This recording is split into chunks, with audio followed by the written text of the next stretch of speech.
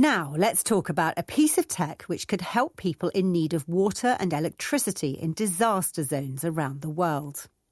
BeamGlobal is a US-based clean technology company which, among other things, makes solar-powered car park charging points for electric vehicles.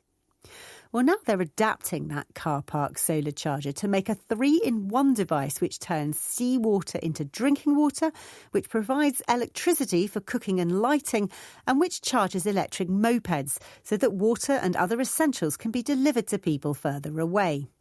It's called BeamWell, and it looks like a large canopy full of solar panels with the bikes and water tucked underneath.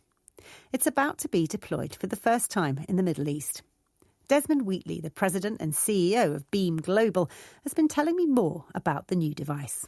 It was actually based upon our EV ARC product, electric vehicle autonomous renewable charger. And this is a product that's rapidly deployed and provides electric vehicle charging, but without any construction or electrical work. It doesn't need to connect to the utility grid because it generates and stores its own electricity. And so the BeamWell products, based on the same underlying technology, fits inside a standard legal size parking space, has a solar array tracking following the sun over the top of it. And then it sits on what we call a ballast and traction pad. And that's what gives the product stability and allows us to deploy it without having to glue it down or bolt it down or do any kind of on-site construction. Is it heavy? Yes, it is. And actually, weight's our friend. The product weighs about 10,000 pounds, and most of that weight is in the ballast and traction pad. And that's why the product's able to survive 160, well, in fact, it's rated for 160 mile per hour hurricane category 5 winds, but it has in fact survived greater than 185 mile an hour winds.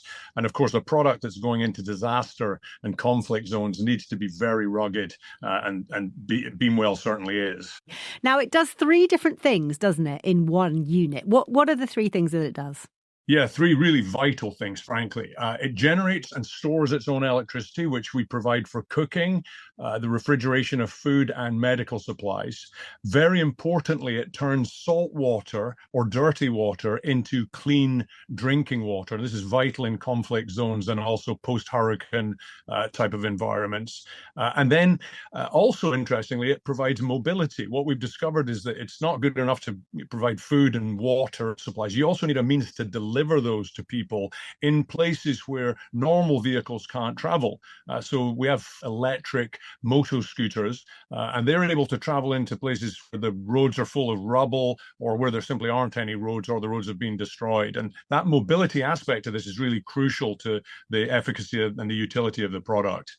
And it's solar powered, so it doesn't need any infrastructure support, does it, from any kind of national grid? That's right. So we've learned in 15 years of deploying thousands of these things in the harshest conditions across the world that we can generate enough electricity to provide these vital services.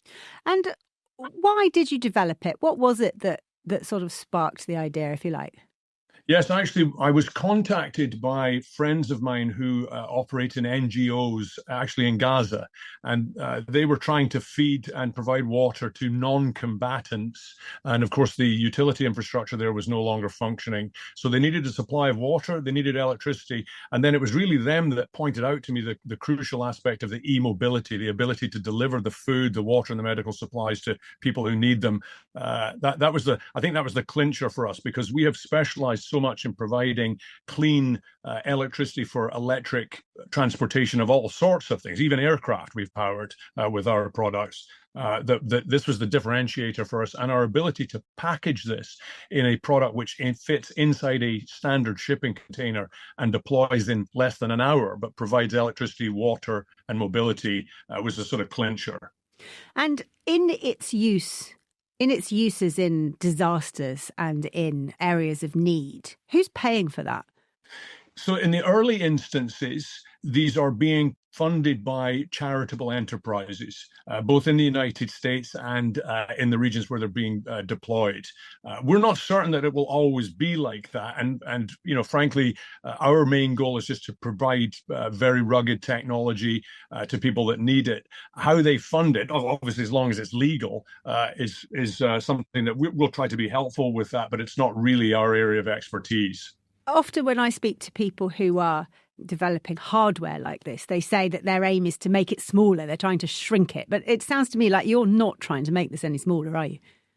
The absolutely crucial thing, the two metrics that are really important to us are, number one, it has to be able to fit inside a standard 20-foot shipping container, because obviously that way you can ship it anywhere in the world and deploy it.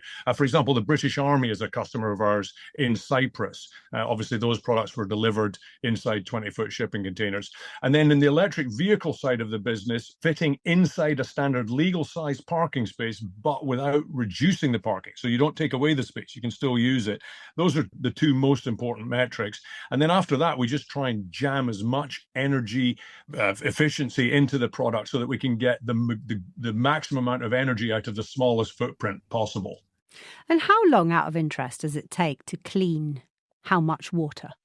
Yeah, so this product's going to produce about 750 gallons or approximately 3,000 litres of fresh drinking water from salt, brackish or dirty water each day. So, we're not trying to run a water theme park here or a car wash or something like that. This is a product which is designed to keep people alive while utility infrastructure and other vital services are brought back online. And is it easy to fix if it breaks down? Every part on it is designed to be hot swappable. Again, we've had thousands of these things deployed in the field for 1.5 decades now. The break fix on them is pretty minimal, but those pieces which are most prone to fail are designed to be hot swapped by somebody with rudimentary tools and very little technical knowledge. That's Desmond Wheatley from Beam Global there, talking about how tech can help relief efforts in disaster zones. He was speaking to me from sunny San Diego.